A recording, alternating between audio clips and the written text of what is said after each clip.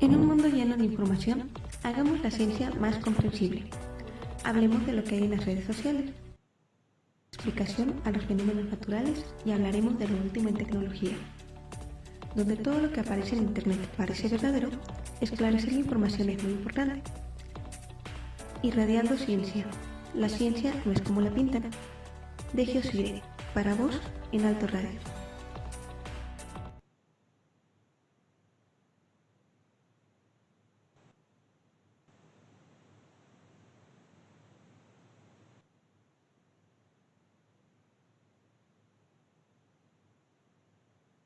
Hola internautas, bienvenidos. Esto es Irradiando Ciencia. La ciencia no es como la pintan. Bienvenidos testigos de Darwin y seguidores del COVID. El día de hoy tenemos un invitado especial, Alejandro Salazar Méndez. Él nos va a hablar sobre las grandes enfermedades que han cambiado la historia. Alejandro es divulgador de ciencia, geólogo egresado del Instituto Politécnico Nacional, amante de la historia y arquitectura, fundador de la Sociedad Astronómica Asia-Ticomán y también miembro de Geosire. ¿Cómo estás, Alex? Buenos días, Wendy. Muchas gracias por la invitación nuevamente. Pues bien, aquí dándole la pandemia. Muy bien. Pero bueno, antes de pasar contigo, voy a dar la nota a la velocidad de la luz. ¿Has ido al súper? Sí, Sí. sí, lo supe. Y llegas y primero te ponen el famoso sensor de temperatura, ¿verdad? Claro, Directamente a la frente. sí. Pues como si fuéramos a tomar la temperatura de cualquier persona. Ujú. Es como que hasta por naturaleza tomarla en la parte de la frente.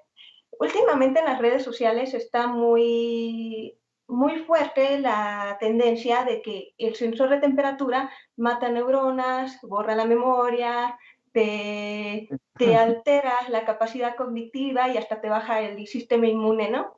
He visto al menos 3 videos aquí en España, en el resto de Latinoamérica, donde está muy fuerte esta tendencia de el sensor de temperatura te afecta y aparte de todo ya hay un sinfín de memes en Facebook acerca de eso. Aquí lo interesante es que pues hay que dejar claro que esto es completamente falso. El sensor de Sí, temperatura jamás va a emitir rayos láser, como dicen ahí, ni rayos X, mucho menos, porque para emitir rayos X se necesitan equipos muy grandes y el sensor de temperatura es un equipo portátil.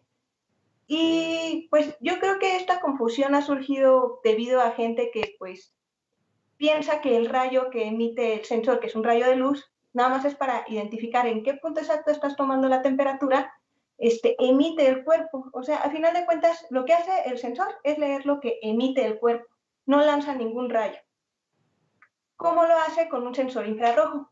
El infrarrojo tiene la capacidad de medir las cosas de alto valor térmico. Por ejemplo, los satélites lo ocupan para detectar incendios forestales o, en este caso, este sensor portátil lo que hace es leer esa información de la temperatura que nosotros, nuestra propia radiación térmica, es como vernos al espejo. Si nosotros nos vemos al espejo, pues vemos nuestra imagen fiel, ¿no? Pero sí. estamos de acuerdo que el espejo no está transmitiendo información, bueno, no está transmitiendo ningún rayo para que nosotros podamos, para que pueda recibir esa información de manera como si fuese un rayo láser o un rayos X, como lo quieren hacer ver. De todos modos, para que sea un rayo láser, el rayo láser sí es dañino, puede dañar la piel, puede causar incendios, puede dañar la retina.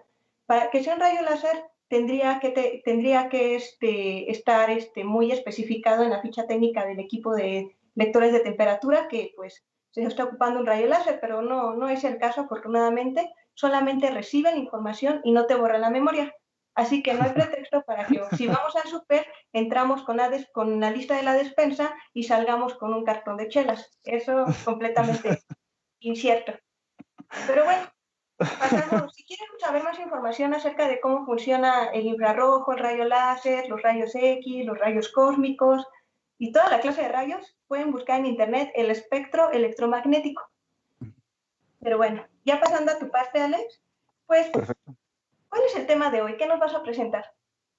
Pues hoy hablaremos un poco, agarrando la tónica de estos días o de estos meses, que es las enfermedades infecciosas y pandemias que han afectado a la historia de la humanidad. Algo que pues, también tenemos que quedar claro es que lamentablemente las enfermedades es parte de la existencia humana dentro del planeta. Eh, pero la cuestión de las epidemias y pandemias son consecuencia de nuestro carácter social. ¿A qué me quiero referir a esto? Que lamentablemente el ser humano, al ser un ser social y vivir en ciudades, genera un caldo de cultivo para este tipo de enfermedades. Eh, Hay una serie que he visto estos días que afectan, bueno, que más bien serían palabras claves que la gente está confundiendo, que sería entre pandemia y epidemia. Una pandemia, bueno, estas en general sería una enfermedad infecciosa que afecta a varias partes del mundo, y una epidemia sería una enfermedad infecciosa también, pero que se maneja en una región específica del mundo. Por ejemplo, la malaria, el mal de Chagas, que son enfermedades que están muy regionalizadas, tanto en México como en el mundo. Bueno, se puede decir en este caso que una epidemia es más local, Sí, es dentro de una escuela, por ejemplo, la epidemia de gripa que se da en la escuela, y una pandemia trasciende fronteras.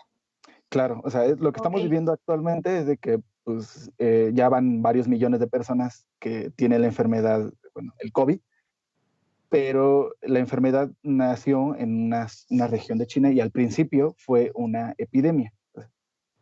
Ya. Ujú. Ok, y pues bueno, también se ha hablado sobre todo de que este tipo de enfermedades pasaron a través de los animales. Esto ya ha pasado antes en la historia, han habido pandemias antes en la historia, porque Sí, pues esta palabra no era popular hace poco. hasta hace poco, ¿no? Pandemia ni sanitizar se conocían. Sí, sí, sí.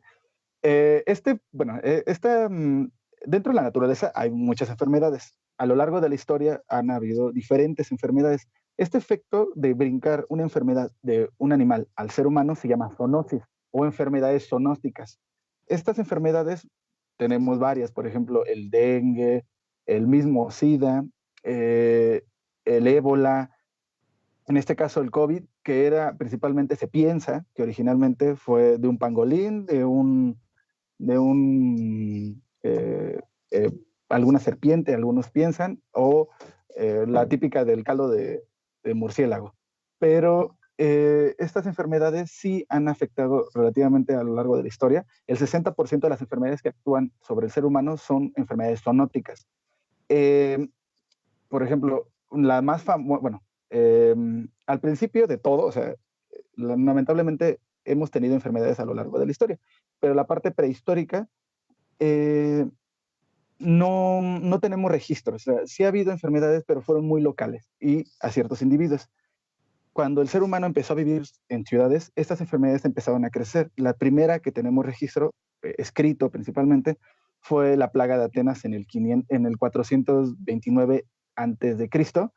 Esta enfermedad fue justamente cuando fue la batalla del Peloponeso entre Esparta y Atenas y mató al 40% de la población de Atenas. Al estar en guerra, la gente entró a la ciudad y empezó a colapsar los servicios de salud, agua, comida, y obviamente la ciudad estaba amurallada y estaba afectada por el ejército espartano.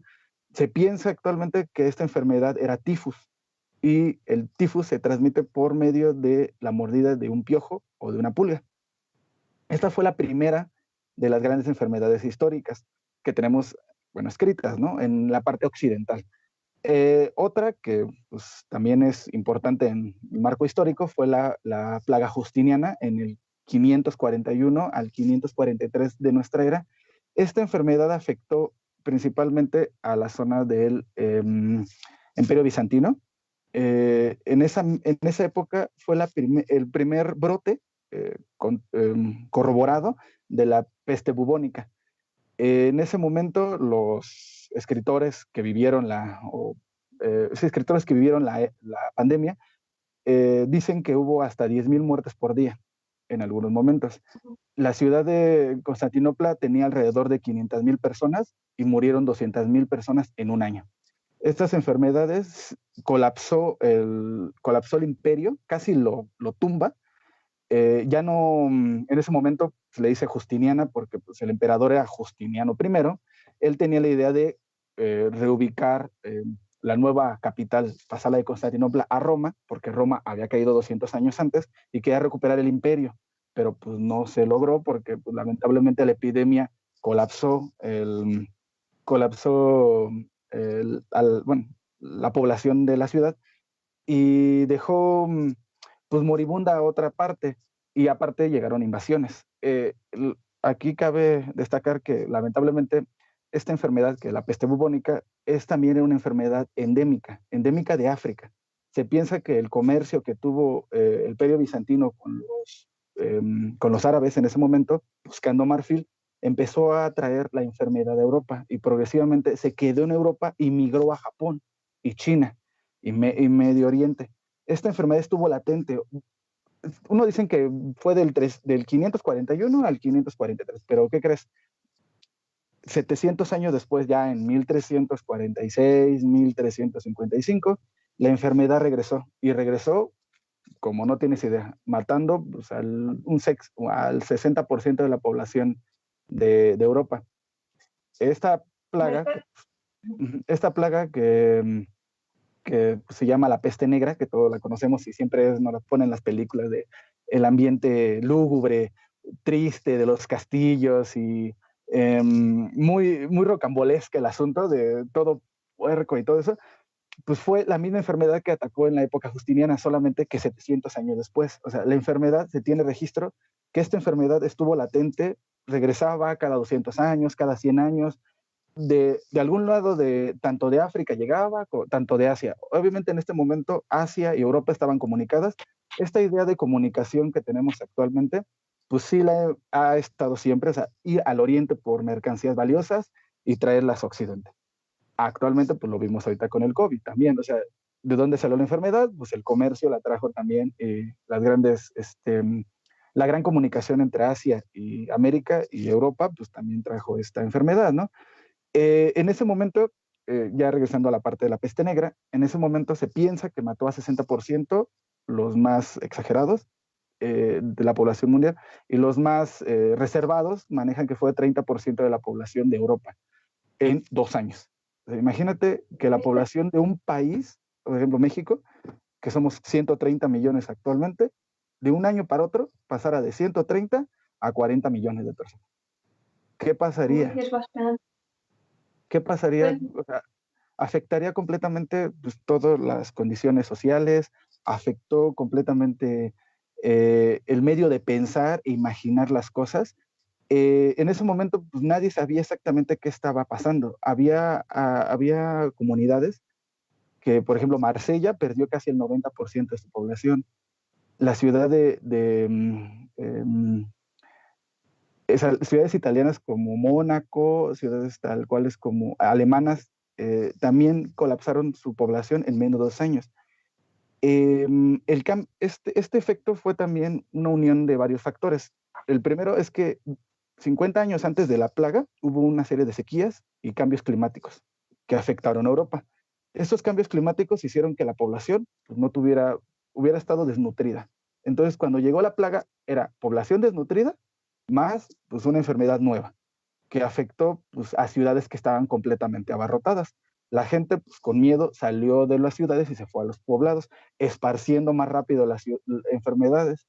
Y pues bueno, muchas de las comunidades de ese momento cambiaron tanto la forma de pensar que hubo revoluciones en varias partes de Europa y estas revoluciones tanto fueron políticas como sociales. Una de ellas, y la principal, es que esto se piensa que fue el colapso del sistema feudal en Europa. ¿Por qué? Al haber menos gente en Europa, en ese momento, pues imaginemos, tú eras un vasallo, estabas tu jefe era pues el señor feudal, nacías, vivías y morías en un reino. ¿Qué pasó en ese momento? 60% de la población muere.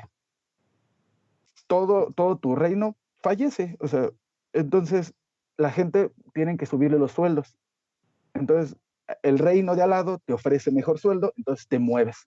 Este movimiento de personas hizo que empezaran a cambiar la mentalidad, la filosofía de las personas, y poco a poco este cambio formaría el Renacimiento que fue 100 años después de la peste. bueno, me estás diciendo entonces que hay 3 fórmulas, 3 puntos principales para que surgieran las pandemias en época medieval y en la romana.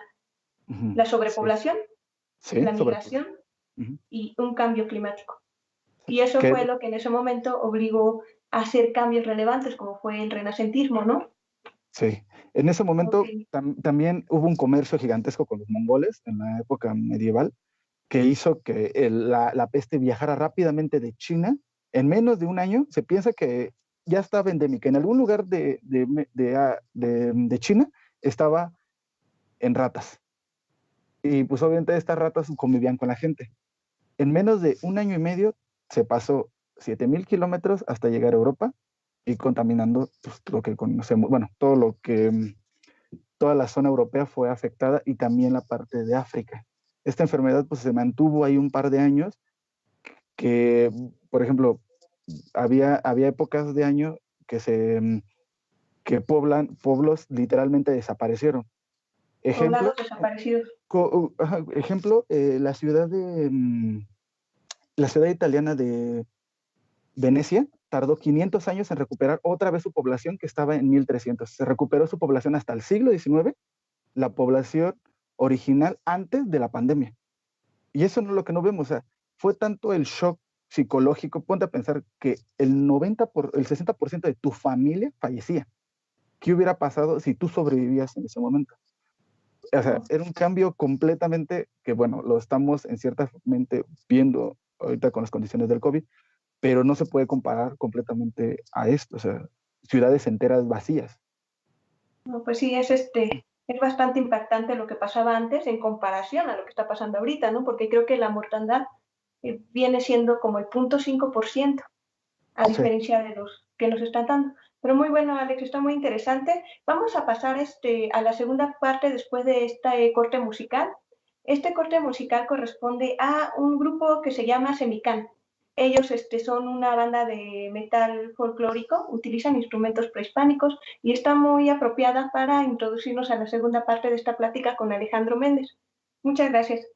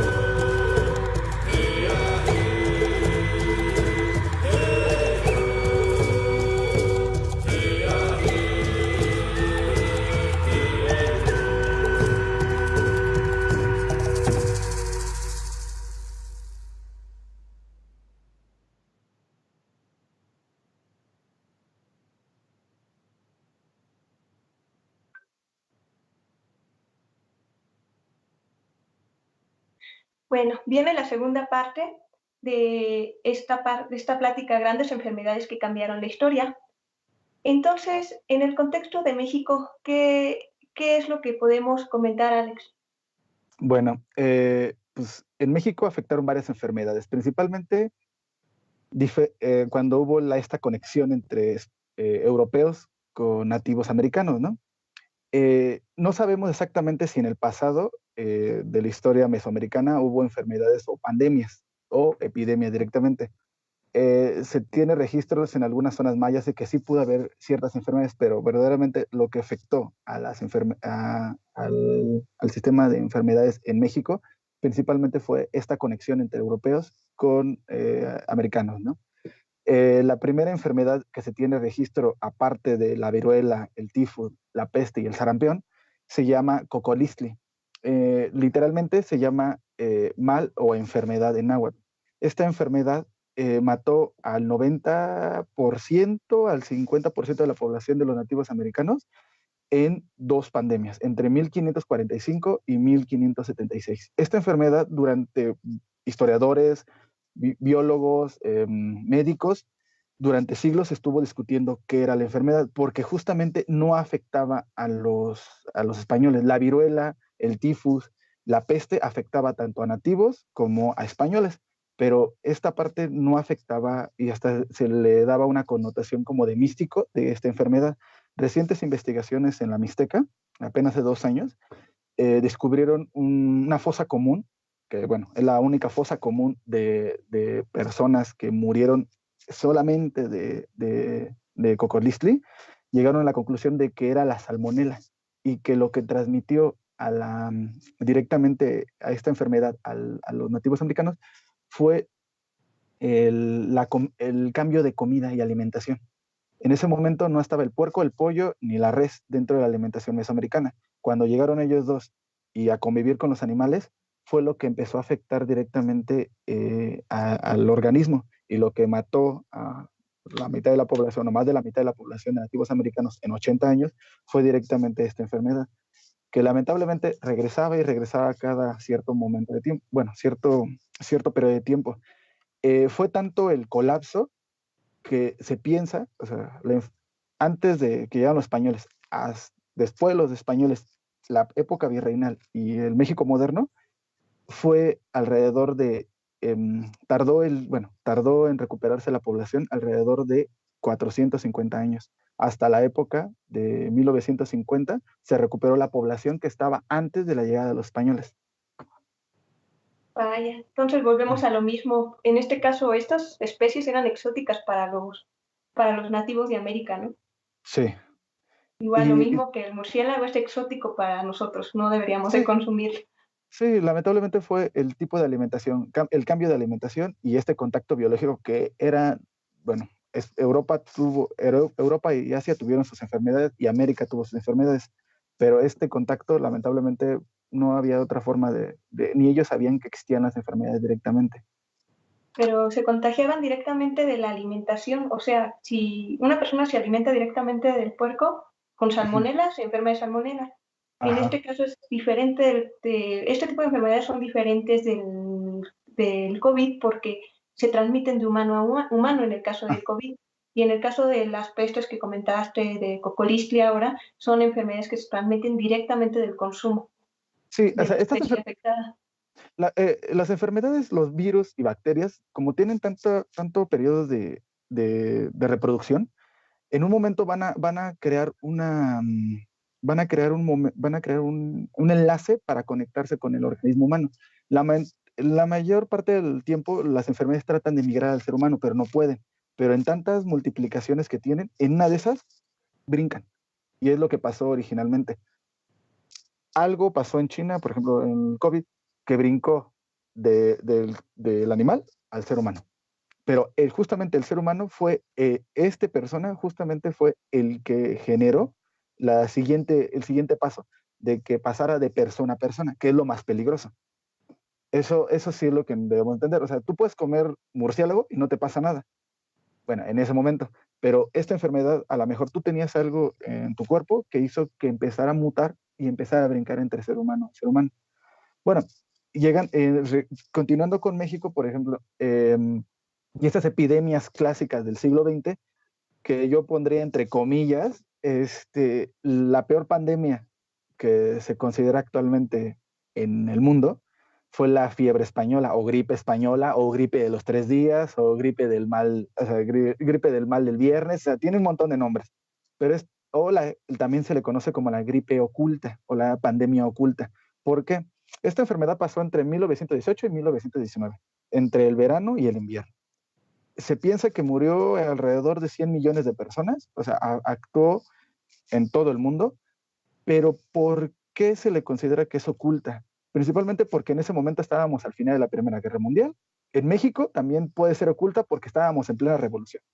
¿Y qué pasó? Esta enfermedad, no la única, o se le conoce coloquialmente como gripe española, porque España en ese momento era neutral. Entonces era el único país que tenía y decía las noticias de esta enfermedad rara que estaba afectando a toda la población.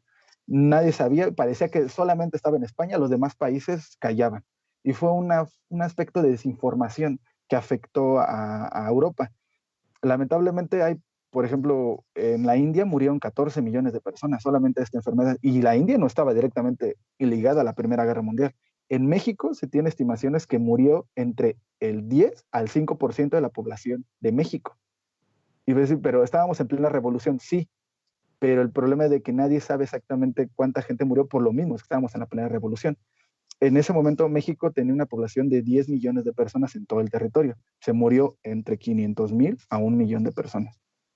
Esta enfermedad fue creada por el AH1N1, igual el mismo que apareció hace pocos años, pero era una vertiente de gen aviar. O sea, se piensa que fue un ave, no se sabe exactamente quién fue el progenitor, si fue en Estados Unidos, en la India, en Japón o en China, que creó esta enfermedad, pero brincó al humano y en menos de un año empezó a afectar a todo el mundo.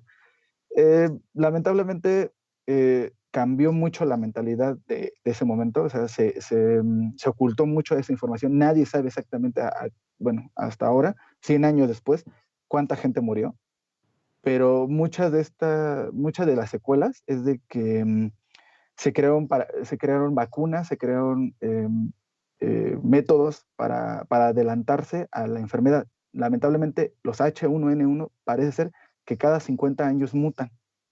Y aparte de ese virus, en 1957 y en el 68 también hubo enfermedades relacionadas a ese tipo de virus.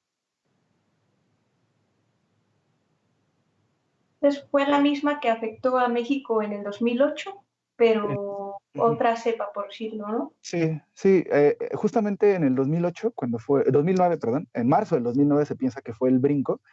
Eh, Todavía ya pasaron 10 años, en México todavía se sigue discutiendo quién fue el portador o el brinco, o sea, la persona cero, el paciente cero, perdón.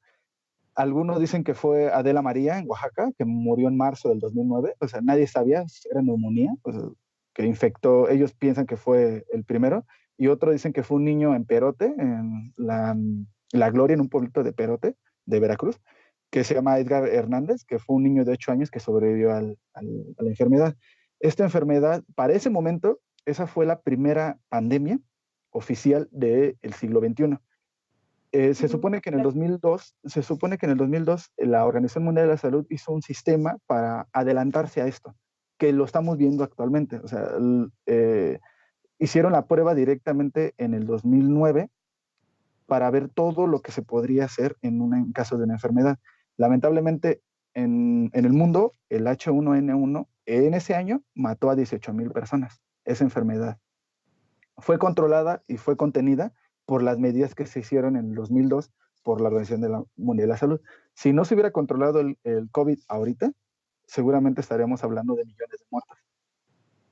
Bueno, eso es cierto, tienen que tener acciones. Entonces, es curioso ya que tú comentas que a través del tiempo estas enfermedades cambiaron el paradigma de quienes vivieron esa época. O sea, hubo un cambio, una revolución, por decirlo algo, ¿no? Como el renacentismo o la Segunda Guerra Mundial, digo, la Primera Guerra Mundial para la gripe española. ¿Tú crees que ahora vamos a volver a enfrentar un cambio de paradigma de la misma manera que se enfrentó anteriormente? Pues bueno, eso sí, lo que sí me doy cuenta es que va a haber cuestionamientos, ¿no? Para todo. O sea, no, y lo estamos viendo ahorita.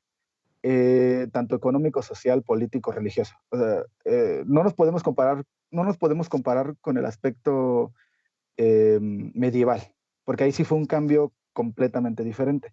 Pero sí creo que puede haber un cuestionamiento hacia todas las instituciones que pueden haber, porque las enfermedades van a seguir existiendo. Lamentablemente, algunos van a decir es que no han avanzado en técnicas de identificación de ADN, pero por ejemplo, te lo pongo así. El H1N1 que afectó a la peste de la gripe española, bueno, a la gripe española, perdón, se tardó hasta el 1940 que se hiciera una vacuna, más o menos, y hasta el 2002 que se clasificara todo su ADN. Pero ahorita, por ejemplo, en el caso del coronavirus, tardaron solamente 6 meses en identificar todo su ADN y actualmente pues, la mitad del planeta está tratando de buscar una cura. O sea, sí se ha avanzado, o sea, se ha avanzado bastante te estoy hablando en 100 años, estoy hablándote en 10 años de la peste, de la gripe porcina, actualmente el coronavirus, que en menos de 6 meses tenemos una vacuna, cuando antes, en los años 90, podían tardar hasta 20 años en formar una vacuna. Se ve el avance de la ciencia, cómo Sí, va dando pasos agigantados. bastante, Pero, o sea, ajá, pero en este caso, pues también me resulta curioso, ¿no? Cómo es que nosotros veíamos la historia medieval y decíamos, ¿qué creencias tan absurdas tenían en esa época con respecto a cómo desinfectar la comida, al baño, a cómo cuidarse, a la famosa máscara que ocupaban con un pico para evitar los hedores que manejaban, a los que se exponían los médicos? Y ahora, a pesar de que ya estamos en el siglo XXI, sigue habiendo mentiras absurdas alrededor de la enfermedad. pues mira, algo curioso que pasó y estoy viendo y me da risa un poco, en la Edad Media, cuando fue este colapso social completamente, eh, pues había dos formas de pensar y cómo agarrar la peste, ¿no? Una es aventarte todos los placeres, tomando los placeres carnales, y la otra, regresar a los principios de que se llama que todo esto es un pecado y que todo esto es malo. Y agarraron como los extremistas, ¿no? Que se llamó en ese momento los lacerantes, que eran personas que literalmente viajaban por toda Europa, lacerándose, llegando a los pueblos y aventando sangre entre ellos. Imagínate, o sea, ellos podrían tener la peste e infectar a otras personas. O sea, por eso la peste brincó tan rápido. Y esta desinformación, que en ese momento también fue un problema para todo mundo, para reyes, para la iglesia y todo ese momento, se está repitiendo en cierta forma porque la desinformación actual, y siendo que hay una diferencia de casi 1000 años, bueno, más de 700 años entre la peste, y actualmente estamos viendo esta recuperación de extremismo y desinformación. Sí, es muy cierto. Pero bueno, muchas gracias, Alex.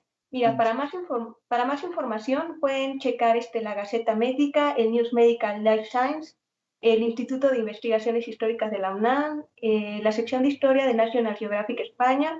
Pueden buscar en el Centro para el Control y Desarrollo de Enfermedades y la Organización Panamericana de la Salud. Entonces seguimos con la sección de preguntas. Si gustan unirse a la llamada, hacer alguna pregunta por redes sociales. Mientras, Alex, ¿cómo te podemos seguir? ¿Cuáles son tus redes sociales para comunicarnos contigo? Pues bueno, me pueden seguir en Twitter como Asalméndez. Y bueno, pues ahí, si necesitan una duda, cualquier cosa relacionado no tanto con pestes, pero cuestiones de historia, geología, un poco de arte, astronomía, pues ahí les comento. Ok.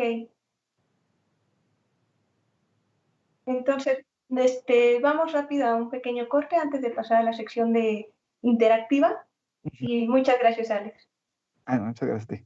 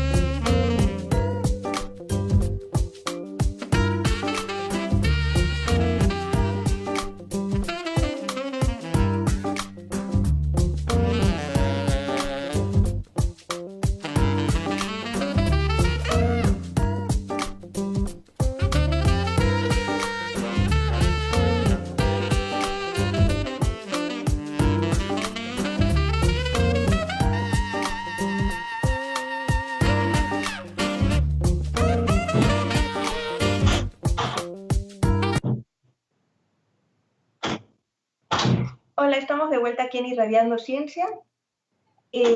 Tenemos alguna pregunta, algo que comentar acerca de las pandemias a lo largo de la historia, María, algo que puedas agregar.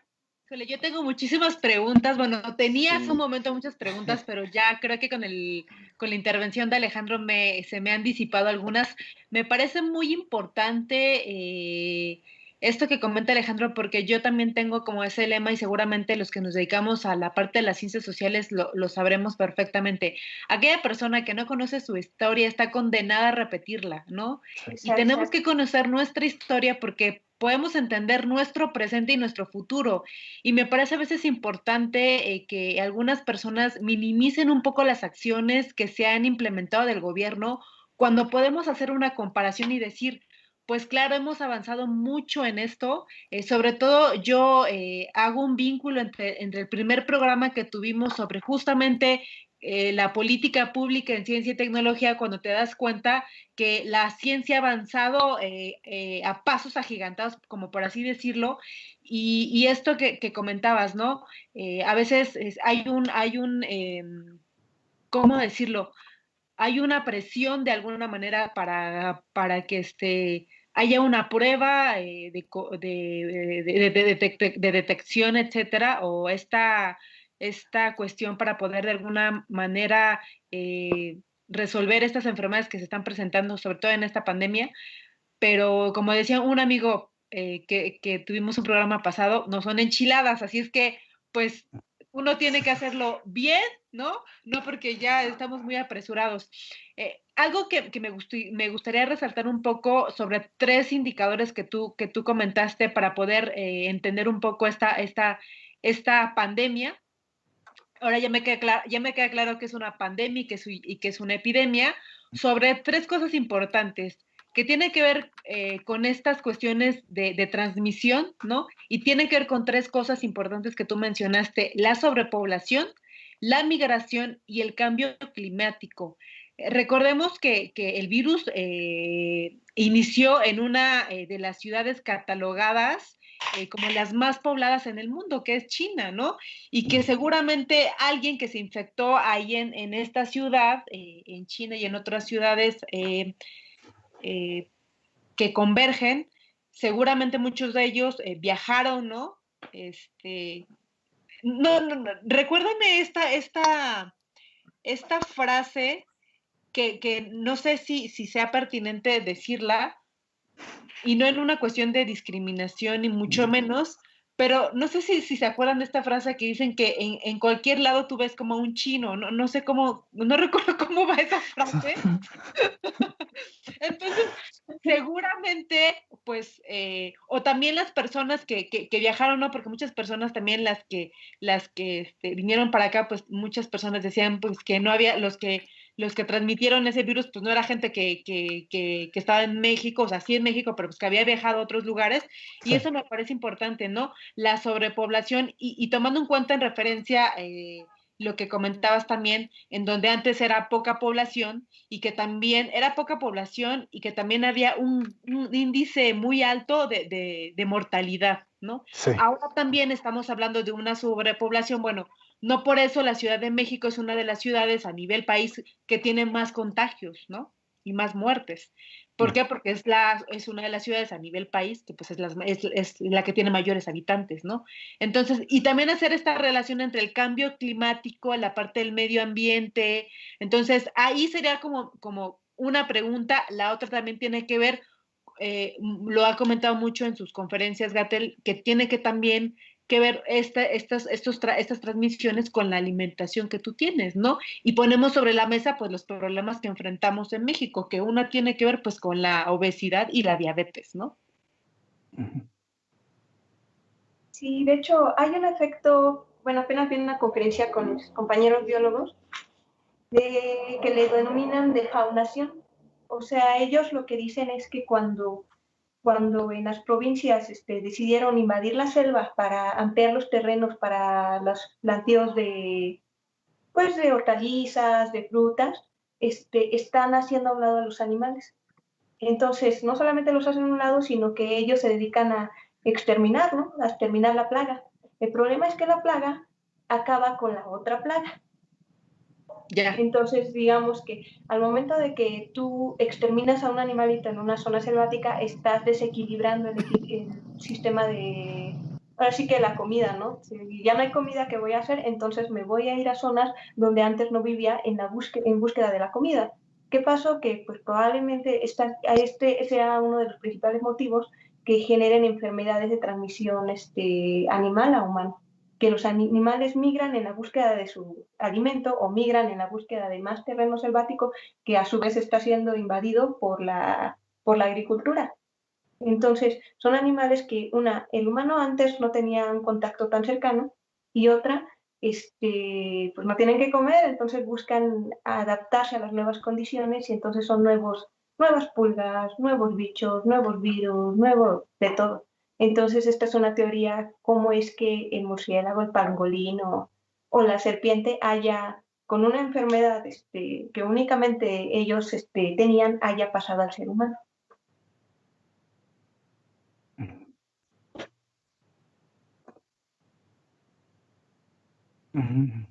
No es entonces, no es propiamente que el animal te infecte, sino es ya de la alimentación que tiene el propio ser humano. O sea, no es que el animal en sí produzca alguna enfermedad, esa sería como una pregunta.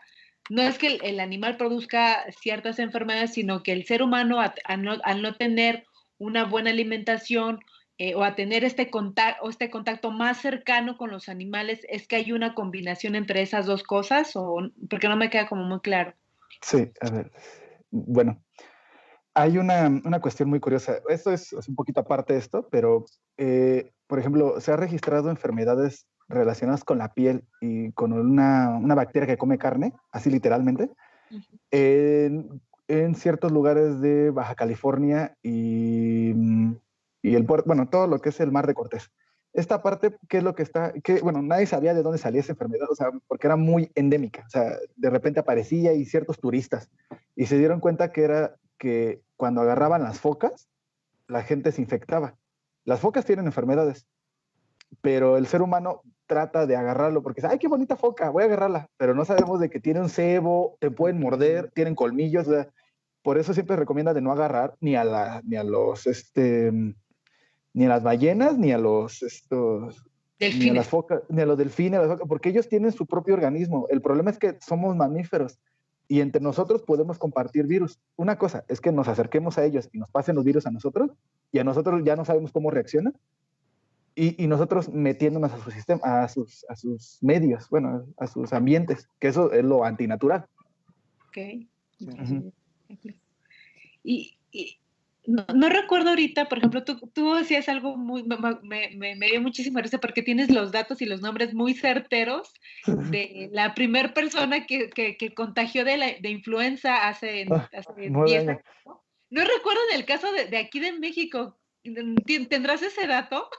Sí, mira, es que justamente estaba para organizar todo esto, pues chequé esa información, ya pasaron 10 años, ¿no? O sea, en ese momento no sabíamos quién fue el paciente cero. Es como ahorita de quién fue el paciente cero que infectó a México. Pero, o sea, ¿quién fue el que viajó a Italia o a Francia? O sea, ya va a ser una cuestión histórica, ¿no? Pero supone que la primera persona fue una mujer de 38 años en Oaxaca, que falleció, que se llama Adela María. Ella falleció en marzo de 2009. El niño que te estoy diciendo, que es Edgar Hernández, lo propusieron como hasta junio o agosto, cuando ya la enfermedad ya se consideraba pandemia. Y por ejemplo, en esta pandemia, en esta del COVID. Bueno, pues, sí, del COVID. No, nadie sabe todavía, o sea, o sea, está entre... En 10 años sabremos. Sí, o sea, y es el problema, ni la gente, o sea, se discute entre si fue Edgar o Adela, pero nadie sabe verdaderamente en qué momento pasó la enfermedad del puerco al ser humano. O sea, si fue en algún lugar de la Mixteca, si fue en la sierra, o sea, nadie sabe cuándo fue donde brincó el virus, o sea, el paciente cero. Es muy difícil ya decir, esta persona falleció y fue el paciente cero, porque seguramente, por ejemplo, Adela, eso no había escuchado yo sobre el paciente cero. Ajá. Eso es sí, nuevo. Sí, es el paciente cero. O sea, se supone que es el momento clave donde Ese es donde proviene el sí, primero que manifestó como los problemas, ¿no? O la enfermedad sí, como tal. y lamentablemente, por ejemplo, en el cuestión del SIDA también, es de el paciente cero seguramente vivió en el siglo XIX, no fue en los años 80.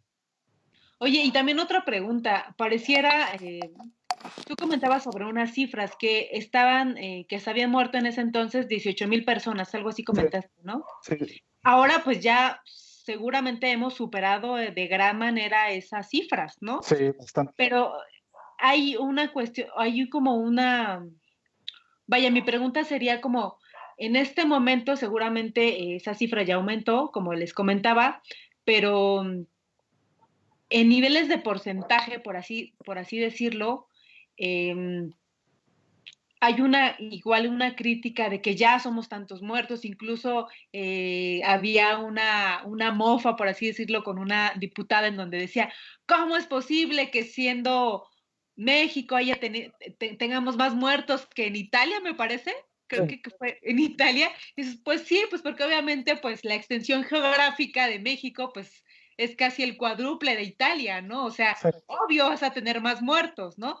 Pero a lo que voy es que tomando en cuenta estas cifras y el avance científico y tecnológico que hemos tenido, esas cifras es alarmante, nos tendremos que alarmar por esas cifras, eh, o será que no tenemos como vaya, justamente estos datos históricos que nos permiten de alguna manera comparar y decir, no, es que aunque para muchos en esta actualidad sean bastantes muertos, para el avance científico que se tiene, pues no lo es, ¿no? Debido a esta población o a esta sobrepoblación que ustedes comentaban, ¿no? Sí, es complicado sacar todo ese número. O sea, yo creo, o sea, te aseguro que a lo mejor dentro de 10 años, 15 años, ya que veamos reportes científicos, vamos a sacar el valor. O sea, la, Esperemos que este programa siga en 10 sí, años. sí, que te digan, mira, el COVID que apareció en 2020 tuvo una tasa de mortalidad de, ¿qué te gusta? 5% a nivel mundial. Pero obviamente, 5% a nivel mundial es equiparable a la gripe española, porque la gripe española mató a 5% de todas las personas que vivían en el mundo en ese momento, que ya son millones de personas. Claro. O sea, y estoy hablando de hace 100 años. El problema ahorita es, si matas al 5% de la población y ahorita somos 7,000 millones. Por ejemplo, en la gripe española, a principios del siglo XX, éramos 1,000 millones. Saca el 5% de 7,000 millones. Ah, ya, o sea, sí, sí, sí, ahora entiendo como Ajá. las cifras y todo esto. Ajá, sí, Oigan, una pregunta. Alguien nos comenta a través de redes sociales, Big Plata, o Bici Plata, no sé cómo. Dice, ¿de qué se trata la litografía que tienen, que parece un cometa? La que está, la que precisamente como la propa que dice grandes enfermedades que cambiaron la historia. ¿Alguien que nos pueda responder? Wendy, Esa propuesta de litografía, pues fue muy interesante porque una representaba pues a la gente huyendo, ¿no? O sea, todos le estamos huyendo al COVID. Sí. Y otra, el contexto histórico. O sea, ahorita estamos hablando de la guerra, ¿no? De la sobrepoblación y el gran comercio. Pero pues entre las grandes mentiras que estaban en torno a las enfermedades y que siempre han estado, es la famosa, el cometa, que trae desgracias. Entonces yo creo que Alex nos hablaría más sobre eso. Sí, y ¿sabes qué? A mí me recordó en cuanto la vi, me recordó ya recordarán que el famoso Nostradamus, ¿no? Que él llegó a hacer como sus predicciones, pero también habían otros como pintores o gente que a lo mejor quería como buscar la forma de ejemplificar lo que él decía. Y me acuerdo que en un documental que ya ni me acuerdo de dónde lo vi, pero vi que algo así tenían, que incluso había una especie de representación muy similar a esta, obviamente menos caricaturesca, pero sí en lo mismo, que es exactamente como dice Wendy. El cometa, pues a veces, para algunas culturas, por ejemplo, o sea, para la mexicana, ya recordaremos el tema de Moctezuma, al menos como la historia nos lo cuenta, ¿no? Los astros, las estrellas, los cometas, todo eso contaba y significaban tanto cosas buenas como cosas malas. Entonces, de inmediato yo tuve esa referencia, pero sí también, qué bueno que lo preguntó en este caso este compañero. Está muy chida, la verdad me gustó mucho su litografía, les quedó de 10. Gracias. Sí, la litografía. Ya, Sí. comentar leer algunos comentarios de nuestra audiencia. Humberto García: es curioso que algunos términos técnicos como paciente cero se vuelvan populares a raíz de su uso en películas sobre pandemias y otros contenidos de ciencia ficción, específicamente de zombies. No sé, yo no he visto ese tipo de películas. Igual ya me generó ahí como la curiosidad. Te falta ¿no? barrio, María. Me falta barrio de pandemia. Benjamín Bernal dice: ¿han considerado que no siempre el paciente cero tiene síntomas y es más difícil identificarlo? Sí, justamente no, porque lo que se ponía a discusión en esta pandemia era que muchos podríamos ser asintomáticos y y ser transmisores a la vez, ¿no? Yo creo que a lo mejor se hacía referencia, ¿no? Seguramente ustedes tendrán otra respuesta ante ello. Y bueno, pues igual, lo mismo. Perfecto. Muchas gracias por sus comentarios. Saludo a MAC Sánchez. Listo. No sé si tengas algunas otras preguntas, Javier. No, la verdad es que, bueno, yo tenía más bien, pero bueno, más o menos lo fue como resolviendo en cuestión de números, pero en cuanto mencionaban pandemias y epidemias y todo eso, pues me acordé de inmediato. México, 1540 y tantos, sí, ¿no? Algo así creo que fue cuando llegaron los españoles. Y de ahí para adelante, pues sabemos, ¿no? Que toda la población que perdió la México Tenochtitlán, la cuestión del contagio, etcétera, etcétera. Fue lo primerito que me vino a referencia, pero ya cuando empezaste con, obviamente, de manera cronológica, con aquellos años de la época antigua, de antes de Cristo, este rollo, pues ya me quedó como clarísimo. Y creo que ya sería como sobrado. Tal vez un poquito porque pues tenemos como más claro y más fresco eso a nivel nacional, ¿no? Pero de manera mundial, o sea, nos tocaste como desde la gripe española, la cuestión de la antigua Grecia, creo, y demás. Entonces, creo que ese tipo de datos son importantes porque ya empezamos a tener una especie de referencia más clara e incluso como tú mencionaste, yo me quedo con eso.